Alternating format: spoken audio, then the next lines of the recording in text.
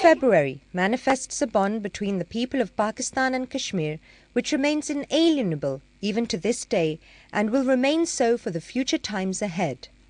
The day marks a sense of solidarity as the people of Pakistan reverberate in their pledges towards the Kashmiri nation. On this day, Pakistanis living in Pakistan and abroad fervently arrange seminars, discussions, human chains, and street protests to express solidarity with their Kashmiri brethren. The people of Pakistan are bound to express solidarity with their Kashmiri brethren as they share rock-solid cultural, ideological, geographical and emotional ties which have fastened them into unity for centuries.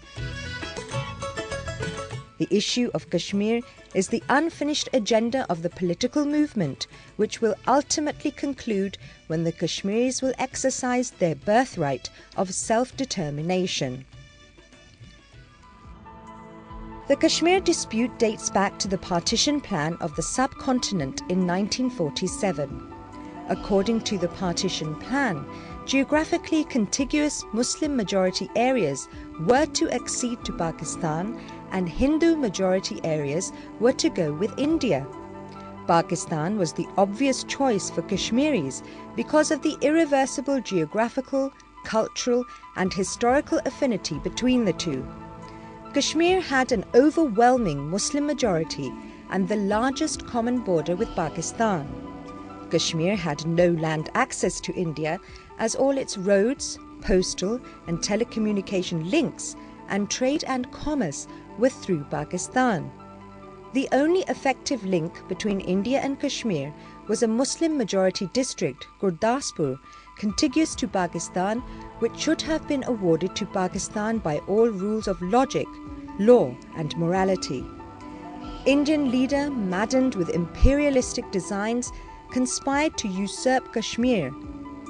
Viceroy Lord Mountbatten abandoned his pretension of impartiality and pressurized Sir Ratcliffe, the head of Boundary Commission, to hand over Gurdaspur to India so that she could have direct link with Kashmir. In accordance with the partition plan, the people of Kashmir announced their will to join Pakistan on July 1947 in an open session of their representative party, All Jammu and Kashmir Muslim Conference. The convention adopted the resolution.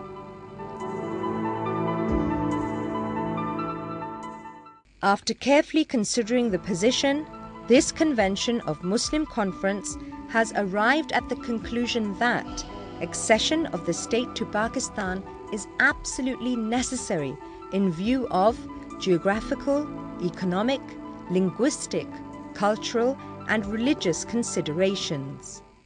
The 27th October 1947 was the darkest day of the history of Kashmir when India invaded the state under the cover of a sham instrument of accession which it claimed to have been signed by the unelected and despotic ruler and occupied a large portion of the state.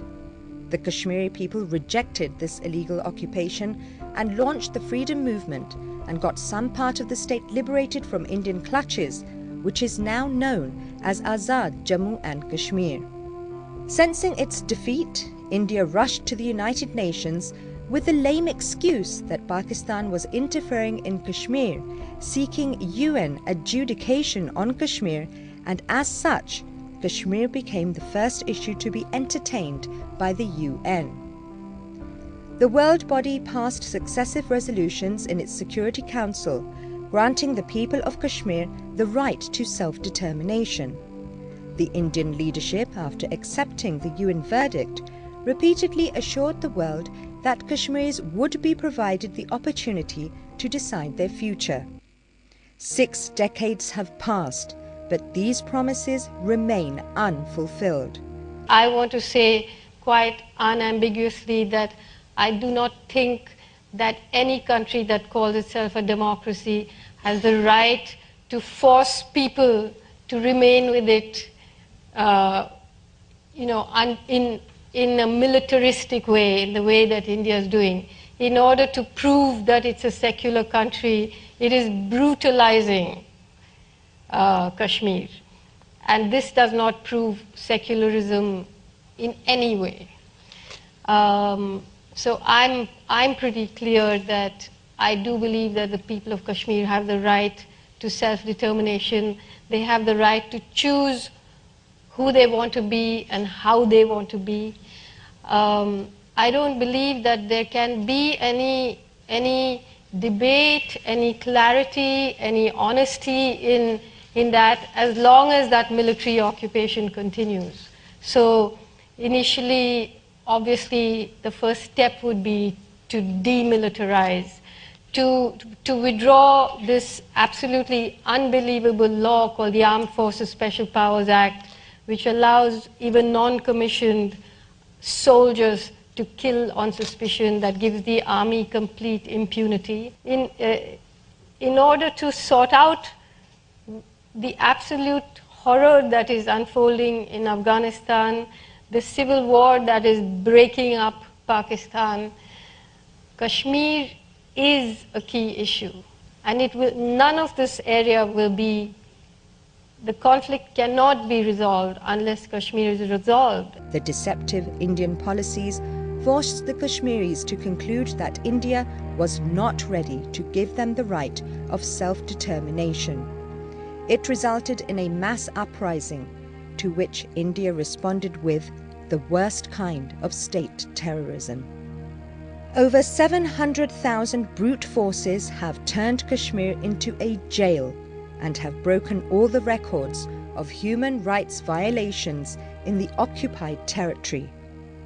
The European delegation, after visiting Kashmir, termed it a beautiful jail. Even Indian civil society members admit that Kashmiris are living a caged life. The trigger-happy troops, equipped with various black laws, have martyred over 100,000 Kashmiris. These killings have rendered more than 20,000 women widowed and over 100,000 children orphaned. The savage troops have molested around 10,000 Kashmiri women during the past 2 decades and have constantly been using the rape of women as a tool to suppress the Kashmiri spirit of freedom. The discovery of thousands of unnamed graves of fake encounter victims is yet another painful story of Indian crimes in occupied Jammu and Kashmir.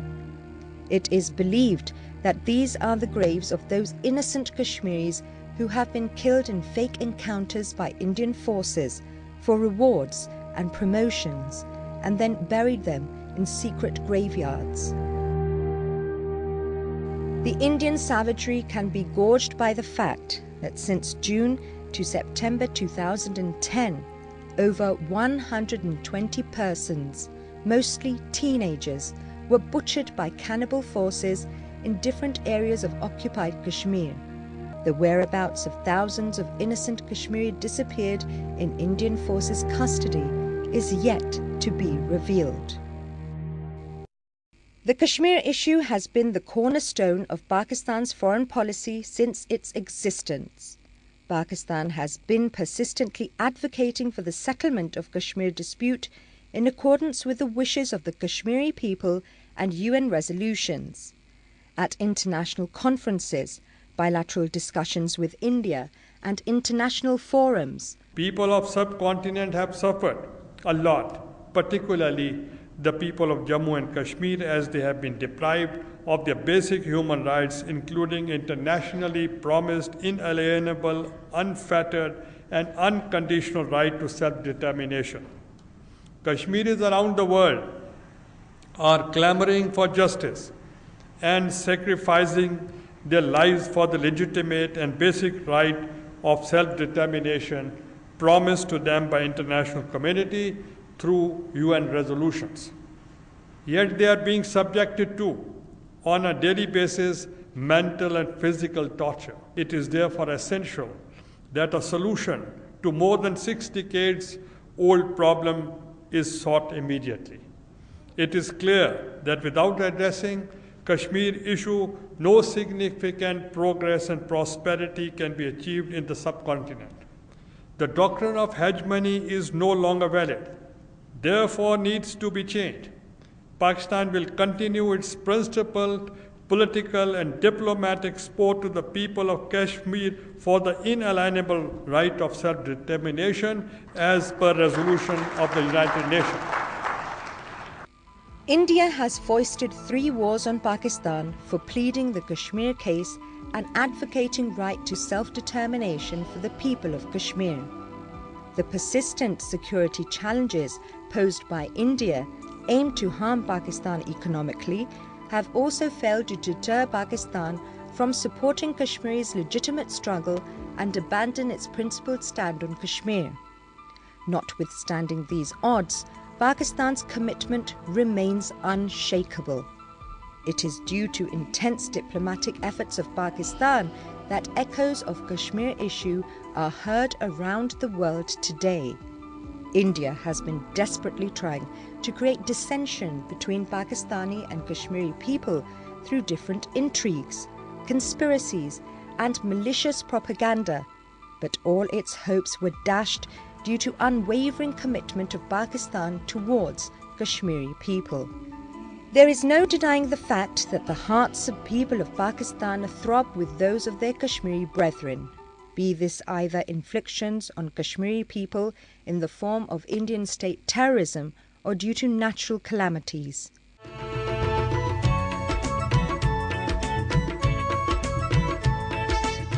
The people of Kashmir also have great love for Pakistan. Pro-Pakistani slogans raised during protest demonstrations and hoisting of Pakistani flags clearly reflect that the hearts of Kashmiris and Pakistani throb in unison.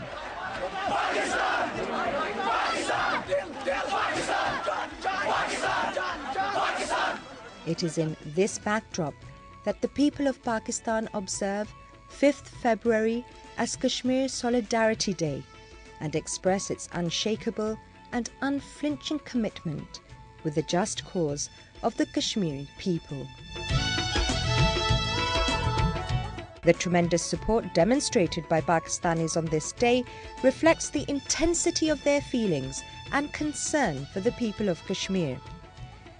The day also serves as a reminder to the world community that it has certain moral obligations towards the resolution of the Kashmir dispute in line with Kashmiri's aspirations. It is a day to pay tribute to the Kashmiri people who are rendering unprecedented sacrifices in pursuit of their right to self-determination.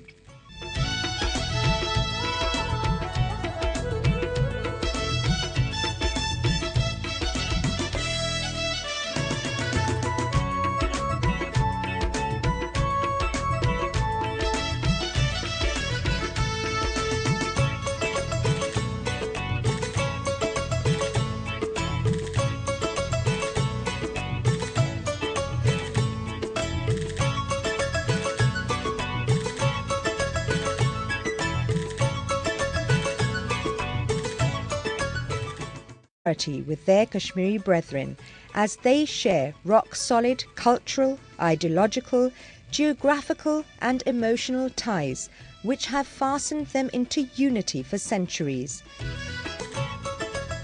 The issue of Kashmir is the unfinished agenda of the political movement, which today Pakistanis living in Pakistan and abroad fervently arrange seminars, discussions, human chains and street protests to express solidarity with their Kashmiri brethren.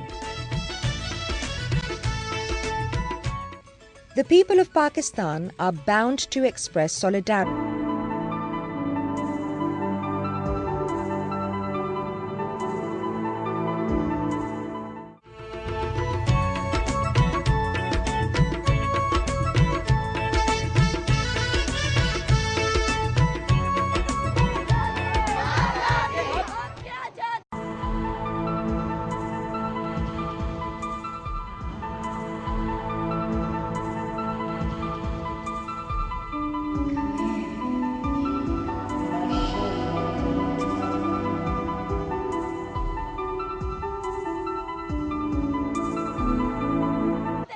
The 5th of February manifests a bond between the people of Pakistan and Kashmir which remains inalienable even to this day and will remain so for the future times ahead.